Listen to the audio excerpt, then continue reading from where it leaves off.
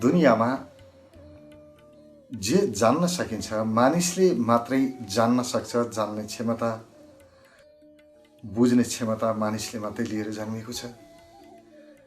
मानिसले गर्न नसक्ने विषय केही रहन्छ, मात्रै खोजी गर्नु पर्दो रहेछ, प्रयास गर्नु पर्दो रहेछ। भविष्य जान्न सकिन्छ कि सकिँदैन? सबभन्दा महत्त्वपूर्ण प्रश्न। भविष्य जान्न सकिँदो रहेछ। महाभारतलाई ज्ञानको खानी भनिन्छ। रत्नहरूको खानी हिमालय हो भने ज्ञानको खानी महाभारत हो। महाभारतमा के छैन? सबै कुरा छ। 1,00,000 श्लोकको काव्य, सर्वाधिक महत्त्वपूर्ण ग्रन्थ। गीता पनि यही छ। गीता जस्तो सर्वाधिक महत्त्वपूर्ण ग्रन्थ पनि महाभारतकै अंश हो। महाभारतमा धेरै कुराहरू छन्। त्यसमध्ये एउटा आज हामी महाभारतको प्रसङ्ग लिन्छौँ, जसले हामीलाई भविष्यको ज्ञान हुन सक्छ भन्ने सन्देश दिन्छ। महाभारतमा जब युद्ध सकियो, त्यसपछि युधिष्ठिरले राजपाट सम्हाल्न सुरु गर्नुभयो। भगवानलाई भन्नुहुन्छ, भगवान म केही समय विश्राम गर्न चाहन्छु। केही समय म साधनामा, ध्यानमा, आफ्नो आनन्दमा डुब्न चाहन्छु। त्यसपछिबाट मात्रै मेरो मन स्थिर हुन्छ। अहिले यो युद्धको कारणले अलि मन अस्थिर भएको छ। त्यसपछि म राजपाट चलाउँछु। भगवान भन्नुहुन्छ, हेर अहिले चलाइहाल राजपाट, किनभने भविष्य भन्न सकिन्न। किनभने कलियुग नजिक आउँदैछ। कली आइसकेपछि तिमीले सोचेको जस्तो हुँदैन। राज चलाउन अलि कठिन हुन्छ। अनि उहाँले भन्नुहुन्छ, कस्तो हुन्छ कली आयो भने के हुन्छ, त्यसको प्रभाव कस्तो पर्छ। अनि भगवानले एउटा साधनाको विधि बताउनु भयो भनिन्छ। कथाले भन्छ, जङ्गलमा जाऊ भनेर। जङ्गल अर्थात् साधना गर्ने क्षेत्र, जहाँ गएर आन्तरिक जगतमा डुब्ने अभ्यास गर्न सकिन्छ। त्यो ठाउँमा उहाँले पाण्डवलाई पठाउनु भयो भगवानले। र पाण्डवहरूले त्यो जङ्गलमा गएर अथवा साधनाको एउटा अवस्थामा उहाँहरूले भविष्य देख्नुभयो। र भविष्य सिधा जस्तो हुन्छ त्यस्तै देखिँदो रहन्छ। सङ्केतको रूपमा देख्नुभयो। जसरी हामी भविष्य हामी पनि देख्छौँ। हामीले पनि भविष्यको अनुभव गरेका छौँ। किनभने सपना देख्छौँ। सपनामा कतिपय कुराहरू, भविष्यमा घट्ने घटनाहरू हामी थाहा पाउँछौँ। तर साङ्केतिक हुन्छ। जस्तो घटना घट्छ त्यस्तै दृश्य देखिन्न। कसैलाई सिधा पनि सपना सुल्टो भनिन्छ। सुल्टो पनि हुनसक्छ, जस्ताको तस्तै देखिने पनि हुन सक्ला। तर अधिकांश मानिसहरूलाई सङ्केतको रूपमा आउँछ। यो सपना देखियो भने यस्तो फल हुन्छ, यो देखियो यस्तो फल हुन्छ, अनुभवमा आउँछ। र यस्तो प्रकृतिको सपना देखेँ, अब अवश्य पनि यो होला भने वास्तवमै त्यस्तै हुन्छ। हामीले त्यो भविष्य, हाम्रो चेतनालाई थाहा हुँदो रहेछ।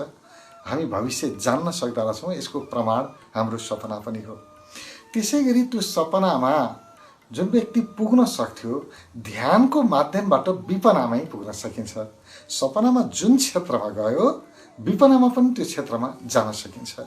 प्रयास गर्यो, प्रयत्न गर्यो भने नहुने कुरा केही छैन।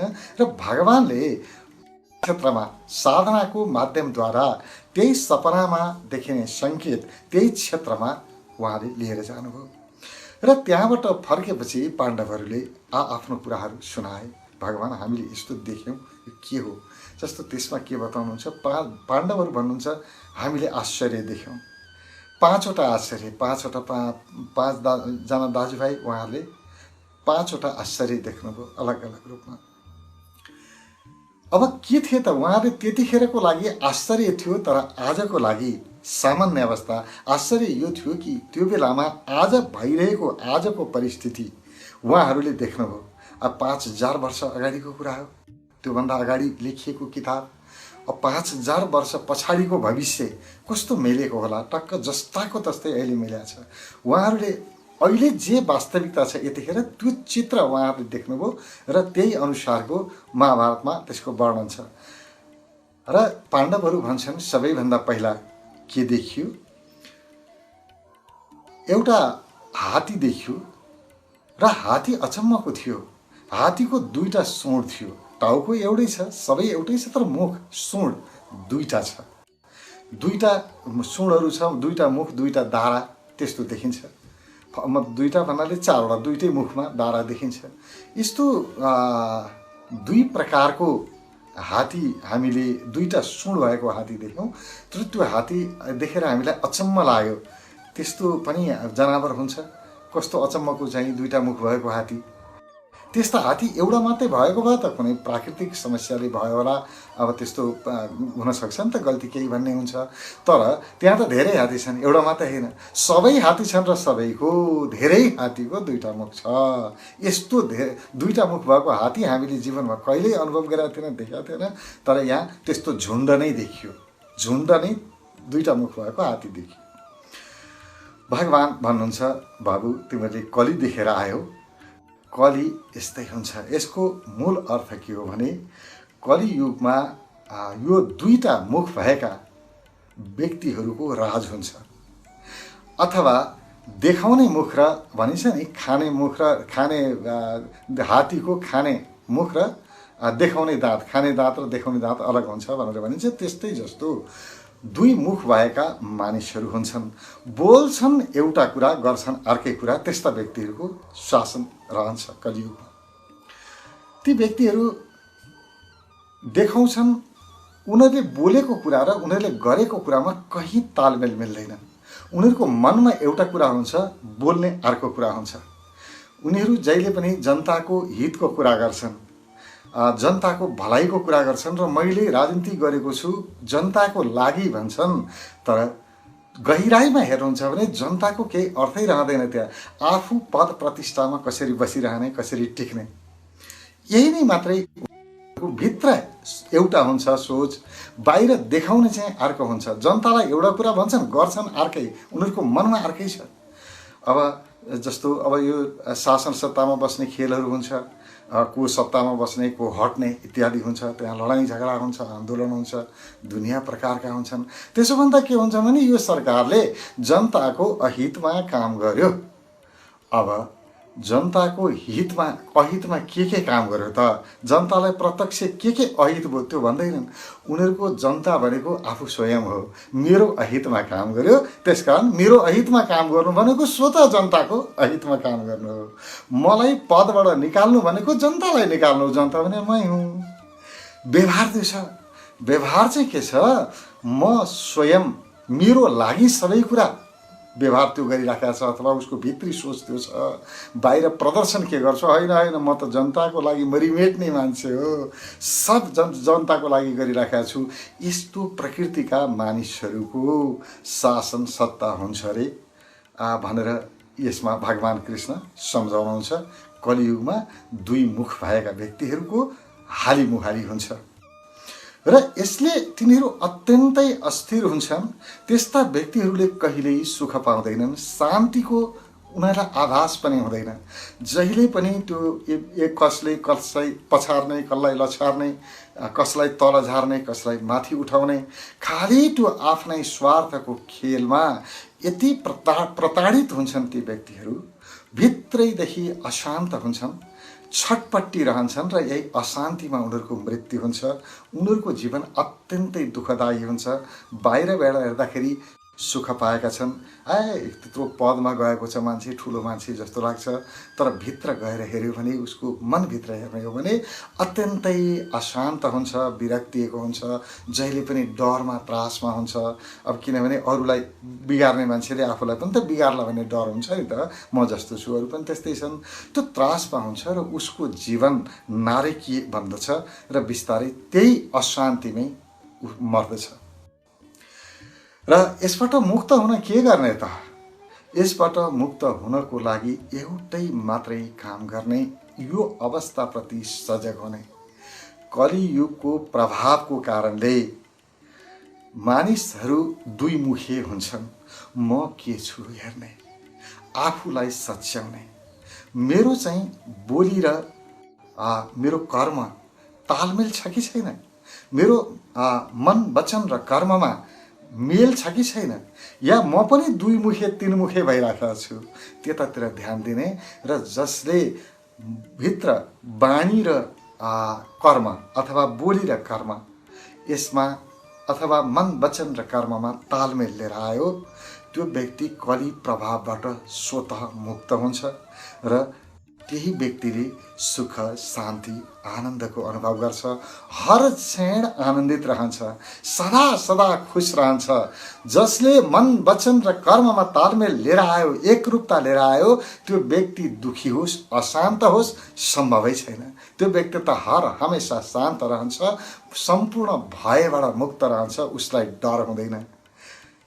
अब अर्को एउटा यस पछाडि यो सन्देश पछाडि अर्को एउटा फेरि जम्मा 5 वटा यसमा सूत्रहरू हामीलाई भगवानले दिनुभएको छ।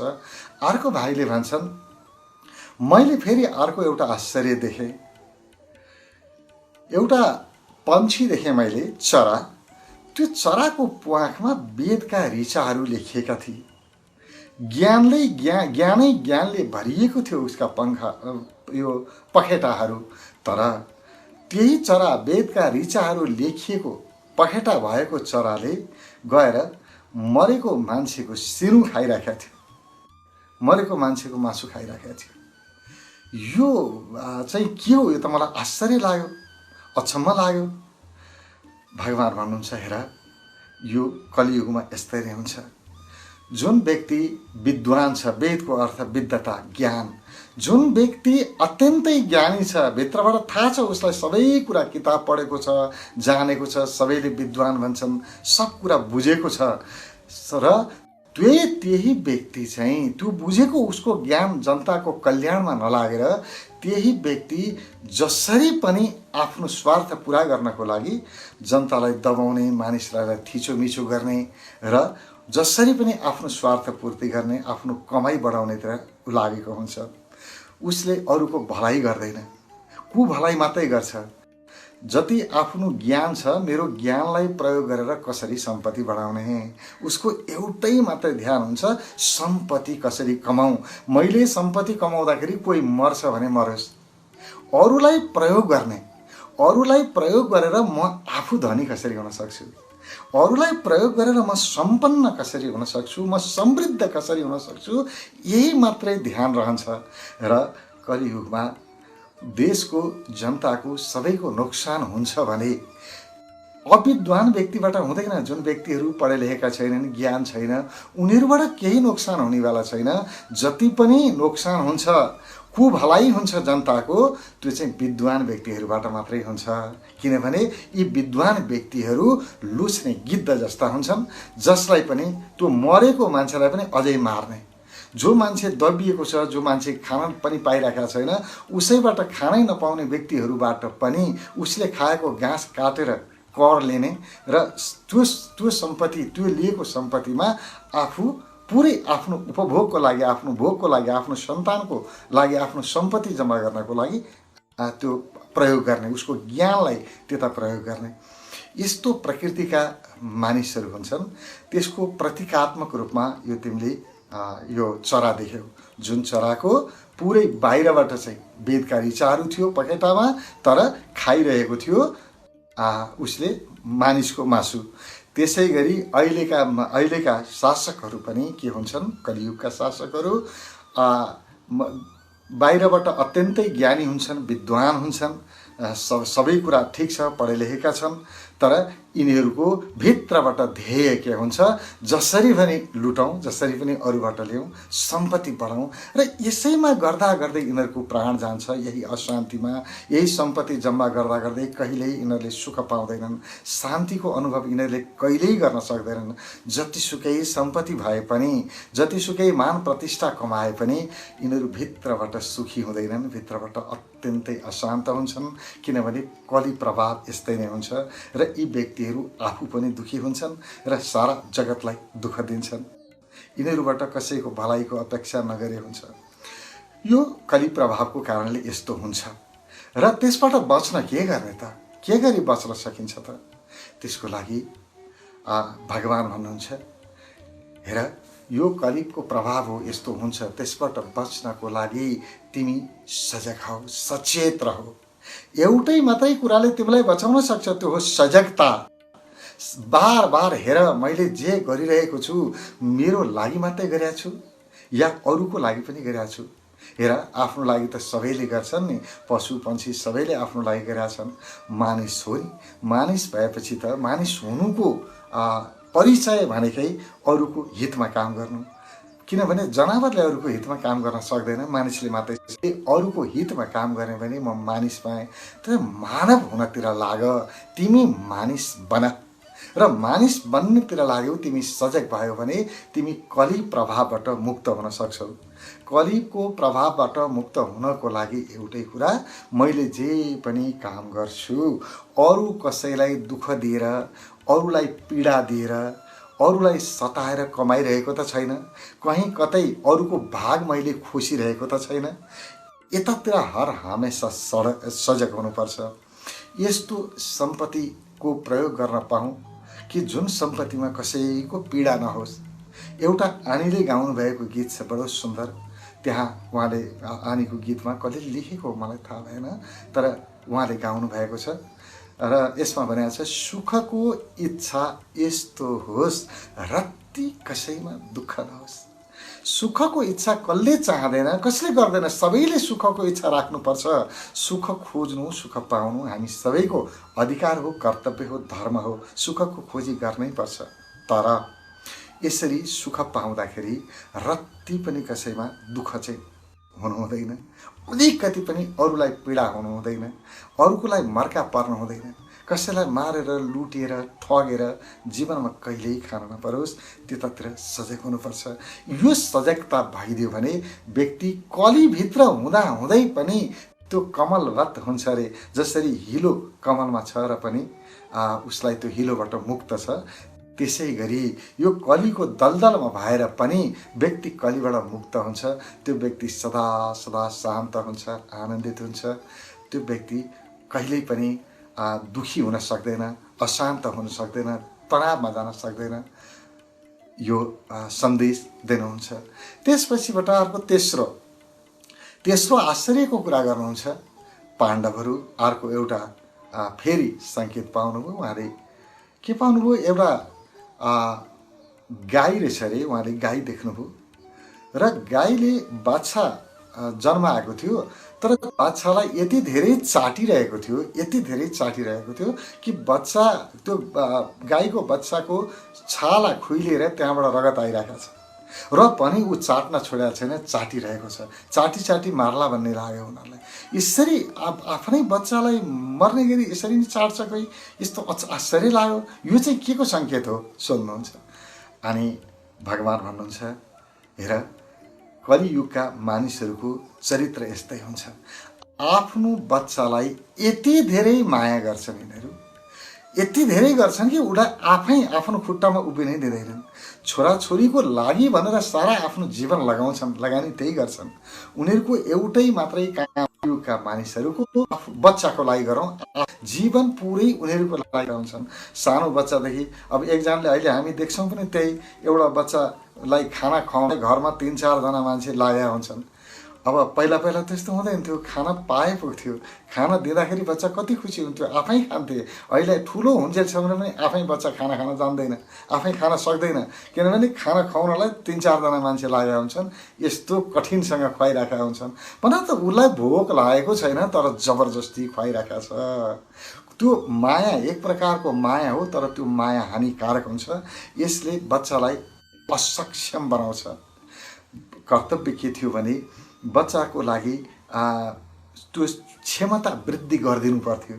बच्चा आफै विकसित हुन सकोस्, उसको भित्र प्रतिभाहरू क्षमताहरू प्रकट हुन सकुन्, त्यसको व्यवस्था, त्यस्तो वातावरण अब जस्तो भनौँ न, हामी छोराछोरीको लागि सम्पत्ति चाहियो भने 3-4 पुस्ता पुग्ने सम्पत्ति जम्मा गरेर बस्छौँ। बच्चालाई सम्पत्ति कमाएर दिने हो र बच्चालाई त उसभित्रको क्षमता जगाउन सिकाउने हो। क्षमतावान भयो भने सम्पत्ति आफै कमाइहाल्छ नि। सम्पत्ति हरेक व्यक्तिले आफै कमाउनुपर्छ।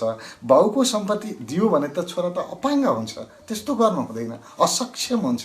उसको लागि के आफै प्रगति गरोस्, वातावरण बनाइदिने, शिक्षा दिने, उसलाई त्यो क्षमता वृद्धि गर्ने उपायहरू बताउने। तर त्यस्तो हामी गर्दैनौँ। हामी बच्चाहरूको लागि सारा अनैतिक सारा गरेका छ, यति सम्पत्ति जम्मा गर्यो, यति मान्छेलाई दुःख दिएर सम्पत्ति जम्मा गर्यो, के को लागि? मेरा सन्तानको लागि। 3 पुस्ता 4 पुस्ता खान पुगोस्। यहाँ पैसा राखेको छ, देशमा विदेशमा राखेको छ, बाबा के गर्न खोजिया हो, के गर्न खोजिया होला? यो त्यतिखेरै भगवानले भन्नुभयो कलि यस्तै हुन्छ, कलियुगमा यस्तै हुन्छ।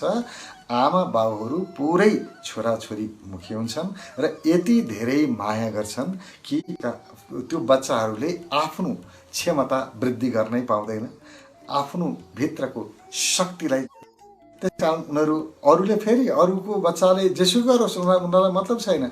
अरूलाई चाहिँ जसरी पनि अर्कोको बच्चालाई काम लगाए हुन्छ, फेरि अर्को चाहिँ आफ्नै छोराछोराको अर्काको छोरा छ भने उसलाई जति पेल्ने, तर आफ्नोलाई चाहिँ हुँदैन, मेरोलाई हुँदैन, मेरोले सक्दैन, बिचारो मेरो चाहिँ बच्चा छ। तर बच्चा भए पनि यत्रो ठुलो भइसक्यो, काम गरे हुन्न, हामी त्यही भन्छौँ। हो त्यस्तै हुन्छ, यसको वर्णन भगवान गर्नुहुन्छ। र अनि भगवान भन्नुहुन्छ यसबाट बच्नको लागि यो कलि प्रभावले यस्तै हुन्छ। सारा कलियुगका बाबुआमाहरू यस्तै हुन्छन्।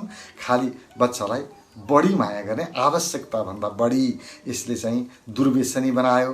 अहिले दुर्व्यसनीको समस्या जति पनि छ सबै बढी माया गरेको कारणले त छ। अलिकति पैसा माग्यो होला, जति चाहियो पैसा दियो, पैसा दिएको पैसा कहाँ खर्च गर्छ, कुलपमा पो लाग्छ कि त्यतातिर मतलब छैन। जति चाहिन्छ पैसा दिएछ, तिम्रो बाउले यसैको त्यही तिम्रै लागि कमाएको त, लैजाऊ देऊ।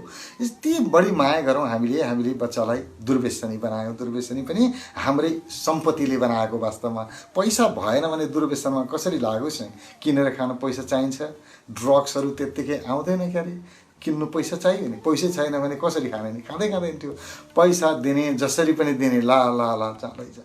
यसले हामीले गडबड गरेका छौँ, बिगारेका छौँ। बिग्रिन्छ भन्ने कुराको भविष्य 5000 वर्ष पहिले देखिएको। त्यो बेला अगाडि पाण्डवले सङ्केत देखेर भगवानले यसको अर्थ लगाइदिनु भयो। बाबु, बच्चामा कलियुगका बाबाआमाहरू यस्ता हुन्छन् र आफ्ना बच्चालाई आफै बिगार्छन्, आफै दुःख दिन्छन्। यदि बच्चा बिग्रियो, आज कुलतमा छ, बिग्रिएको छ बच्चा भने, कुसङ्गी भएको छ भने यसको मूल श्रेय उसको बुवाआमालाई जान्छ। किनभने उनीहरूले वातावरण नै त्यस्तै बनाए। यो कलियुगको प्रभावले त्यस्तो हुन्छ। यसबाट बच्नको लागि के गर्ने? तिमी सजग हौ, प्रकृतिलाई हेर। भगवान भन्नुहुन्छ हेर, बच्चालाई हुर्काउने, पढाउने, लेखाउने, सक्षम बनाउने जिम्मेवारी हो, त्यति गर्नुपर्छ। सम्पत्ति जम्मा गरेर राख्नु हुँदैन। जसरी चराचुरुङ्गी जनावरले के गर्छ, बच्चा हुन्जेलसम्म नसकुन्जेल यति धेरै माया गर्छ, यति धेरै सहयोग गर्छ बच्चालाई, कहिल्यै कुनै चिजको कमी हुन दिँदैन। तर जब बच्चा सक्षम भयो, आफू गर्न सक्ने भयो, त्यसपछि उसले खान दिँदैन, आफ्नो नजिक पर्न पनि दिँदैन, जवाब आफै खोजेर खाऊ। अब त सक्षम भइस् नि, गर्न सक्ने भइस्, अब आफै गर्नुपर्छ, तेरो लागि म केही पनि गर्न सक्दिनँ, पुरै छोडिदिन्छ उसले। चिन्ता पनि चिन्दैन आफ्नो बच्चालाई। तिमी पनि त्यही गर कि यो मोहबाट, आफ्नो सन्तानको मोहबाट आफूलाई अलग गर। तर यसको अर्थ मोहबाट, मायाबाट अलगको अर्थ कर्तव्य पुरा नगर्नु होइन। पुरा आफ्नो बालबच्चाहरूको, आफ्ना सन्तानको क्षमता वृद्धिको लागि, उसलाई सक्षम बनाउनको लागि पुरा आफूलाई प्रयोग गर। तर उसको लागि सम्पत्ति जम्मा गरेर नबस। यो सन्देश दिनुहुन्छ। यदि हामीले यो कथालाई राम्रोसँग बुझ्यौँ मात्रै भनेदेखि पनि हामी कलि प्रभावबाट मुक्त हुन सक्छौँ।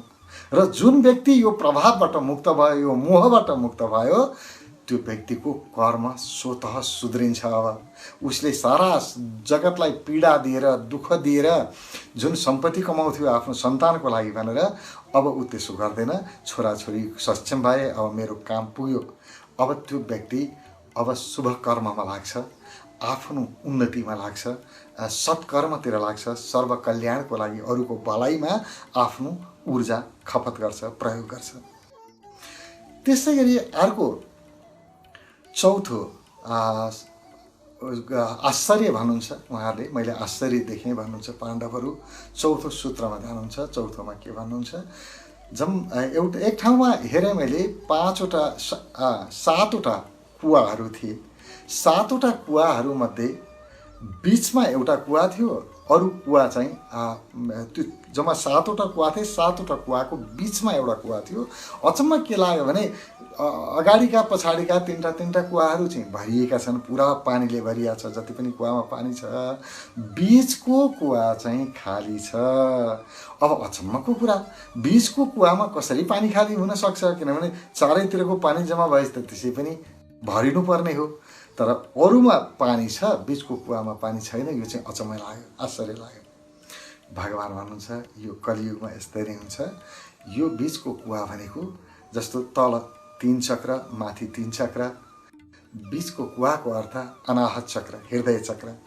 हृदयभन्दा तल छ मणिपुर, त्यसै गरी स्वादिष्ठान, तल मूलाधार 3टा चक्र, माथि विशुद्धि, आज्ञा र सहस्रार, माथि 3टा चक्र, बिचमा छ हृदय चक्र, अनाहत चक्र।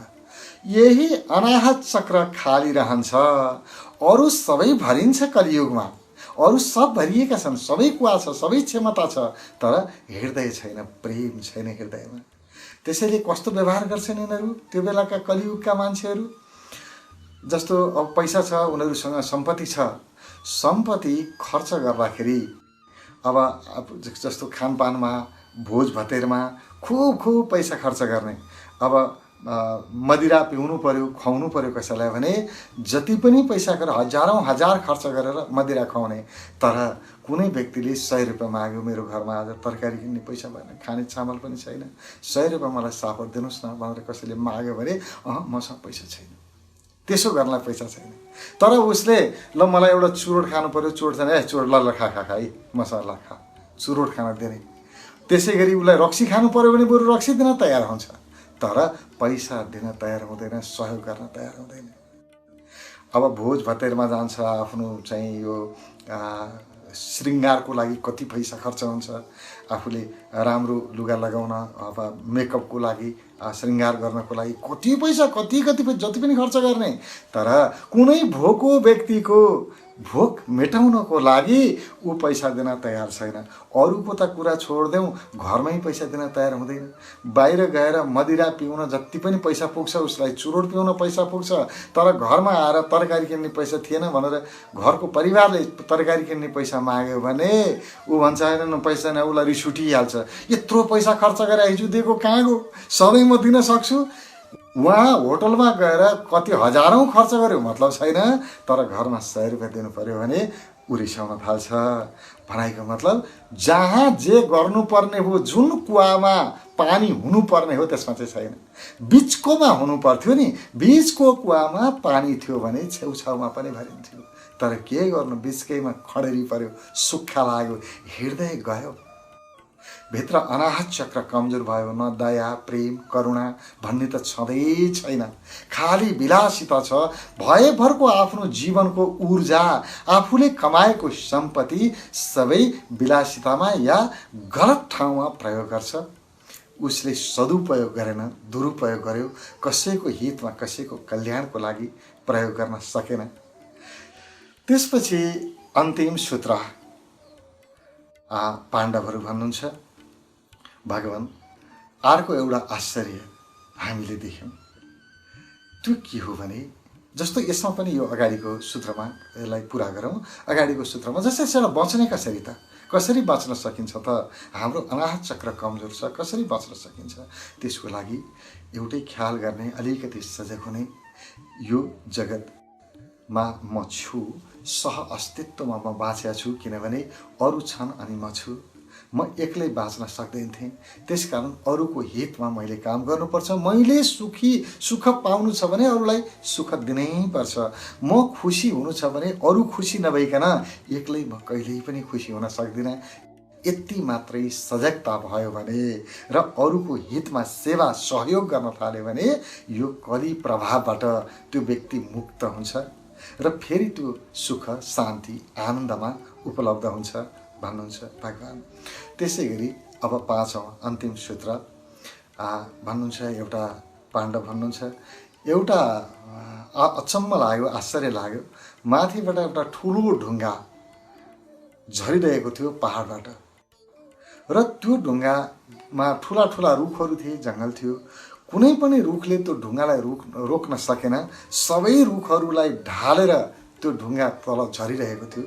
तर एउटा सानो बोट, एउटा बिरुवा थियो, सानो बिरुवा थियो। त्यो बिरुवाको स्पर्श हुनै पाएको छैन। त्यो ढुङ्गा टक्क रोक्यो। त्यो सानो एउटा करिलो बिरुवाले ढुङ्गालाई रोक्यो, तर ठुला ठुला रुखहरूले रोक्न सकेनन्। ठुला ठुला रुखहरूले रोक्न नसकेको सानो एउटा बिरुवाले, सानो रुखले रोक्यो। यो अचम्म लाग्यो, कसरी त्यो सानो बोटमा त्यत्रो ठुलो शक्ति कसरी आयो त्यो ढुङ्गालाई रोक्ने।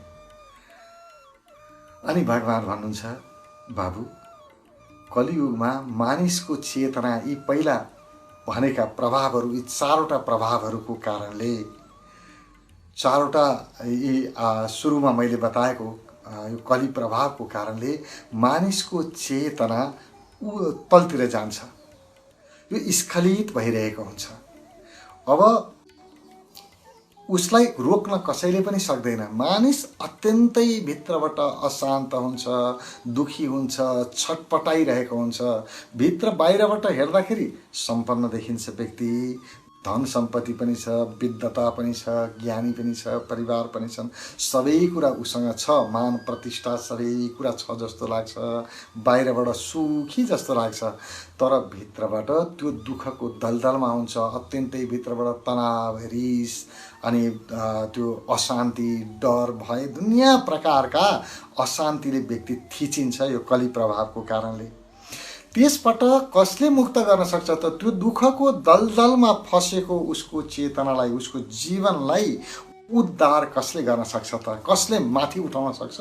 अथवा त्यो तल जाने कसले रोक्न सक्छ? उसको ती शक्तिशाली रुखहरू भनेको उसको धनले उसलाई रोक्न सक्दैन। दुःख हुनबाट कसै उसको धनले बचाउन सक्दैन उसलाई जीवनको दुःखबाट। उसको सम्बन्धले पनि बचाउन सकेन। जति चाहिँ परिवार बनाएको थियो, सम्पत्ति परिवारको लागि भनेर जम्मा गरेको थियो, त्यसले पनि रोक्न सकेन। उसको विद्वताले, ज्ञानले पनि उसलाई रोक्न सकेन। कसैले जति ज्ञानी भए पनि उही अशान्ति छ, जति धनवान भए पनि उही अशान्ति छ। जे भए पनि उसको अशान्ति कम हुँदैन, अत्यन्तै पीडामा हुन्छ व्यक्ति। यसलाई कसले रोक्छ त? एउटै कुराले रोक्छ। भगवान भन्नुहुन्छ, हरि भजन, राम नाम। यसले मात्रै उसको स्खलित भएको, तल झरेको चेतनालाई बचाउन सक्छ र उसले मात्रै व्यक्तिलाई आनन्दको शिखरमा लैजान्छ। कलीको प्रभावबाट कसैले बचाउन सक्छ कलियुगमा भने त्यो हो हरिनाम। भगवानको नाम जप, नाम कीर्तनबाट मात्रै ऊ बच्न सक्छ, नत्र बच्न सक्दैन भन्नुहुन्छ। अब यो भनेको के हो? हरि कीर्तन भनेको चाहिँ के हो? यो अब हामीले धेरै ठाउँमा देखेका छौँ। अब भगवानको जप कीर्तनहरू भएको छ हो। बाहिर पनि पूजापाठ प्रार्थना गर्दाखेरि, ईश्वरतिर मन लगाउँदाखेरि हुनसक्छ उसको मन शान्त हुन्छ, आनन्दको अनुभव गर्ला, त्यो ठिक छ। तर त्यति मात्रैले कली प्रभावबाट मुक्त हुँदैन व्यक्ति। यसमा स्पष्ट रूपमा भनेको छ हरि कीर्तनबाट मात्रै हुन्छ। यो हरि कीर्तन भनेको चाहिँ के हो? हरि कीर्तन, हरिको कीर्तन, हरिले गर्ने कीर्तन। 2 प्रकारको कीर्तन हुन्छ, 2 प्रकारको नाम जप हुन्छ। एउटा मैले गर्ने, मैले जप्ने नाम अथवा मैले गर्ने कीर्तन। मैले हरे राम हरे कृष्ण हरि हरि हरि हरि भने मैले भने नि, यो मैले उच्चारण गर्ने, मैले गर्ने कीर्तन एउटा मैले गर्ने होइन, म चुप्प लागेर बस्ने, ईश्वरले चाहिँ गर्ने, हरिले चाहिँ गर्ने कीर्तन। हरिले गर्ने कीर्तनलाई हरि कीर्तन भनिन्छ। मैले गर्ने कीर्तन त मेरो कीर्तन भइहाल्यो। यो कीर्तन मैले गर्दिनँ, हरिले चाहिँ गर्छ। यो हरि कीर्तन जसले सुन्यो, जसले हरि कीर्तनमा आफ्नो मनलाई स्थिर गर्यो, मन लगायो, त्यो व्यक्ति सम्पूर्ण प्रकारको कली प्रभावबाट मुक्त हुन्छ र त्यो व्यक्ति परम शान्ति परमानन्दमा प्रवेश गर्छ। र कलियुगमा यही नै सबैभन्दा ठुलो फाइदा छ, किनभने कलियुगमा सानो प्रयत्नले पनि यो हरि कीर्तन सुन्न सकिन्छ। जस्तो अब उसमा यो पहिलाको युगमा जुन बेलामा यो भविष्यवाणी गरियो भगवान कृष्णको पाला अथवा आजभन्दा 5000 वर्ष पहिला, त्यतिखेरको स्थितिलाई हेर्ने हो भने त्यो बेलामा हरि कीर्तन सुन्नको लागि धेरै ठुलो तपस्या गर्नु पर्थ्यो। लामो साधनापछि मात्रै त्यो अवसर पाउँथे त्यतिखेरका साधकहरूले। तर आज अचम्म छ, कति सरल रूपमा पाइएको छ। जीवन विज्ञानमा मात्रै 10 दिनको कार्यक्रम हुन्छ। 10 दिनको कार्यक्रममा 8औं दिन मात्रै 8 दिनको अभ्यासबाट हामी हरि कीर्तन स्पष्ट रूपमा सुन्न सक्छौँ। हरिको कीर्तन, हरिले गरे कीर्तन मैले गरे होइन, म बोल्दिनँ, म चुप। सबैजना पुरा शान्ति, मनलाई शान्त बनाउने त्यो शान्तिभित्रबाट हरि कीर्तन प्रकट हुन्छ, राम नाम प्रकट हुन्छ। राम नाम अजपा हो, जप्ने होइन। हामीले जप्ने कहाँ हो र? त्यो त जपिरहेको छ, त्यो त शाश्वत सत्य हो। राम नाम मैले जपेको भने त म छाउन्जेल त जप्छु, म गएपछि कसले जप्ने? राम नाम त सकिन्थ्यो होला, मानिस सिद्धियो भने त राम नाम सकिन्थ्यो होला। होइन, त्यस्तो हुँदैन। यो राम नाम थियो, छ र रहन्छ, अविनाशी, कहिले कहिले कहिले नाश हुँदैन। हरि कीर्तन अखण्ड कीर्तन हो। अखण्ड कीर्तनको अर्थ कहिल्यै पनि खण्डित नहुने, 24 घण्टा एक नासले चलिरहने कीर्तनलाई अखण्ड कीर्तन भनिन्छ।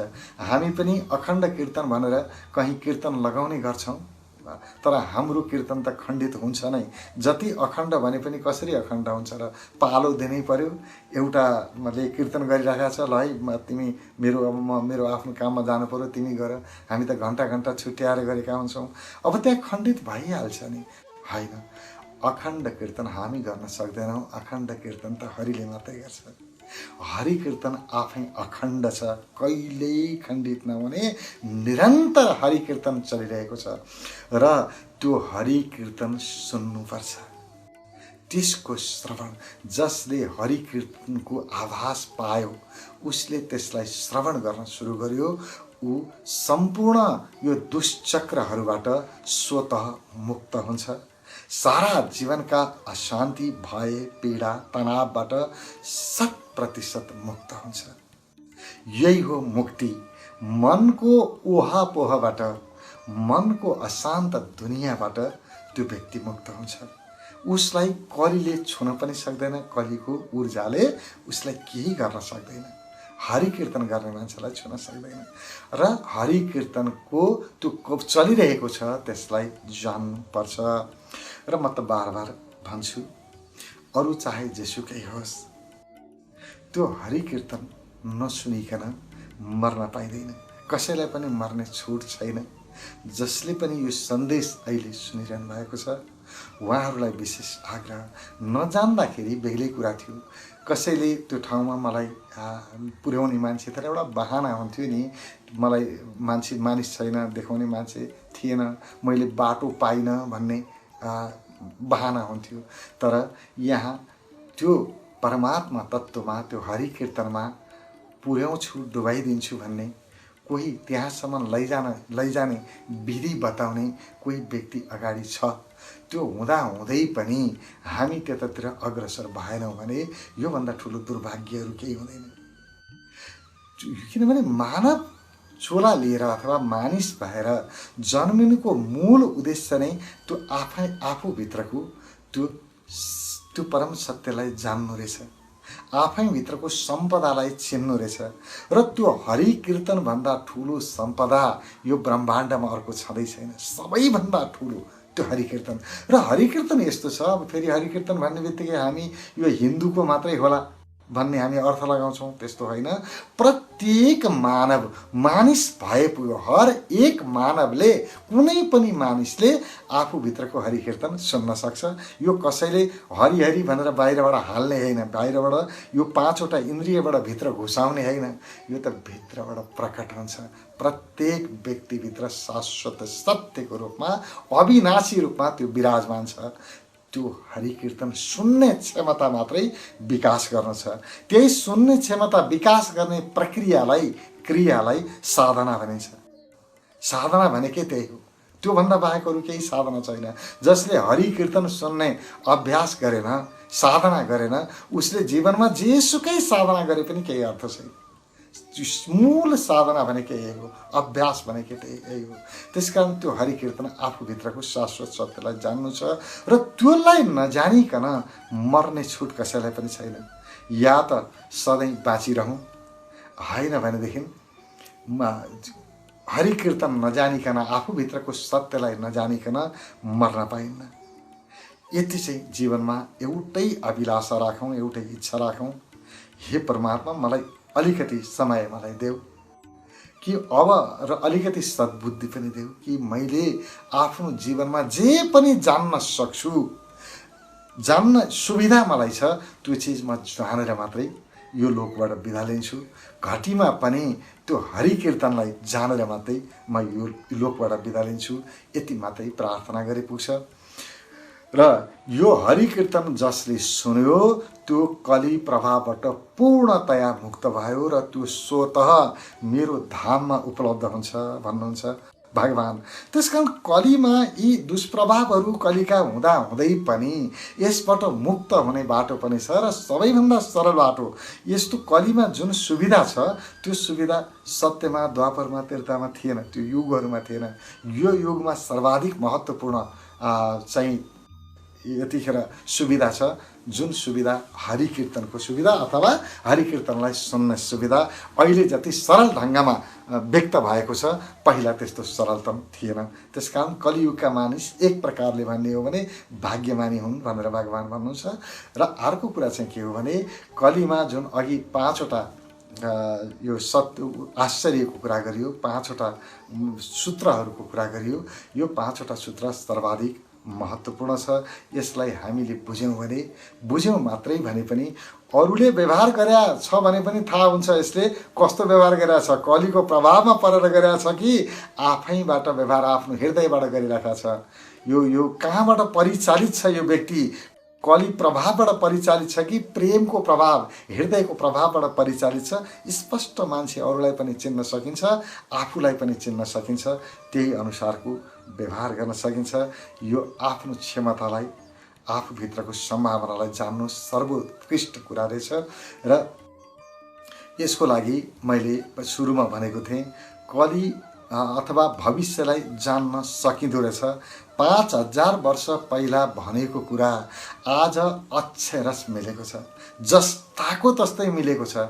अहिले जुन 5वटा हामीले कुरा गऱ्यौँ त्यो सब कुरा हामी सबैले अनुभव हरेक दिन गरिरहेका छौँ भनेपछि भविष्य देख्न सकिँदो रहेछ नि त, प्रष्ट मात्रामा देख्न सकिँदो रहेछ। आफ्नो भविष्य पनि हाम्रो भोलि के हुन्छ जान्न सक्ने क्षमता हामीसँग रहेछ। तर त्यसको लागि हामीले अभ्यास गर्नुपर्दो रहेछ, साधना गर्नुपर्दो रहेछ। र त्यस्ता व्यक्तिहरू, त्यस्ता गुरुहरू, जगद्गुरु भगवान कृष्ण जस्ता गुरु कसैको भइदियो भने असम्भव रहन्छ। धन्यवाद।